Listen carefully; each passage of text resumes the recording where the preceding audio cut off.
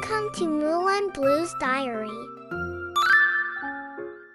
Dear Diary, samahan niyo ulit ako sa another episode ng Vietnam tour namin. This time, si Feby naman ang kasama ko. First time niya mag-out of the country, kaya super excited na siya. Nagkaroon nga pala kami ng mahabang layover sa Manila, kaya namasyal muna kami sa MOA. And after how many hours, we are finally heading to Vietnam! Let's go!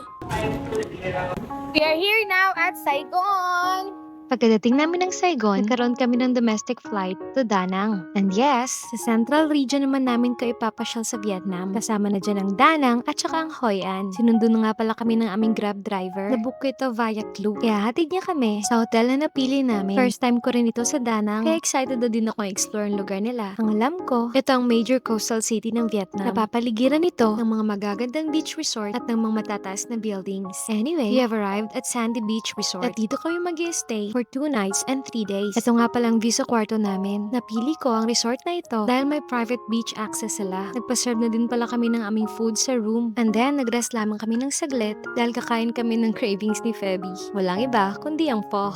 The next day, maga kaming gumayak para maghanda sa una naming pupuntahan at ang Sun World Bana Hills, kung saan matatagpuan ang Golden Bridge at ang sikat na French Village. Of course, bago kami umalis, nag-breakfast muna kami ni Feby. As usual, lugaw na naman yung kinuha ko at nag-Vietnamese food naman si Feby. And then, dumating na yung aming Grab driver. Medyo malayo ang biyahe namin. Nasa mountain area na kasi yung Bana Hills. Kaya abot ng 1 oras mahigit yung biyahe namin. Fast forward, nakarating na nga kami sa entrance nila. Bungad pa lang, ang dami na agad magagandang tanawin. Napaka-unique ng mga architectural design nila. Alam niyo ba na ang lugar na ito ay na-discover at na-develop ng mga French colonists? Kaya inspired sa European at French design ang makikita niyo dito. Dati talaga itong mountain retreat at resort for health purposes. Yung pangalang Bana ay galing sa term ng mga sinaunang tao na ang translation ay my mountain. Pero sabi naman ng mga French, yung Bana daw ay inspired sa banana trees dahil madami daw ito nung una silang dumating. Anyway, sumakit na agad yung paa ni Feby. Nasa bungad pa lamang kami. Paano kasi bago yung sapatos niya? Although comfy naman daw, pero bago kasi kaya medyo matigas pa. Nakaabot na din pala kami sa pila papuntang cable car. Box office, no? Buti na lang kamo, kabili na kami ng tickets online. Kaya less hassle na sa amin. Alam niyo ba na ito lang natatanging access para makapunta sa mountaintop complex nila? Kaya mapapatanong ka na lang talaga kung paano nila nagawa yung mga magagandang attractions sa napakataas na bundok. Nasa 20 minutes din ang paakyat at ang pabalik. Kaya naman, meron silang Guinness World Records, including the longest non-stop single-track cable car at 5,801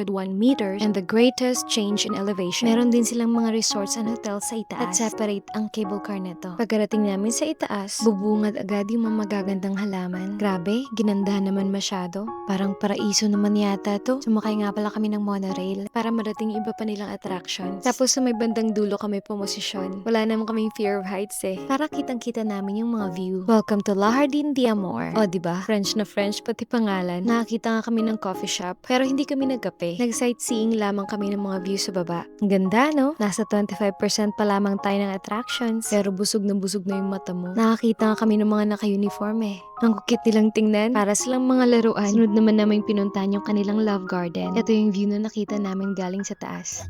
Uy! Ryan! Uy! AC! Uy! Langgo! Uy! Ellie! Of course, pag may amusement park, may snacks everywhere. Kaya naman happy tummy kami. Alam niyo bang nagbaon talaga kami ng mga jacket? Sabi kasi may 4 seasons daw yung lugar na yan. Pero summer na summer season yata yung naabutan namin. Matindi yung init. Anyway, nadaanan namin yung thought garden. Kaya naman palang lalim ng iniisip ni Feby. De, joke lang. Nagpahinga lang yun. Anyways, medyo mahaba na yung video. Panoorin niyo yung part 2 ha. Thanks for watching!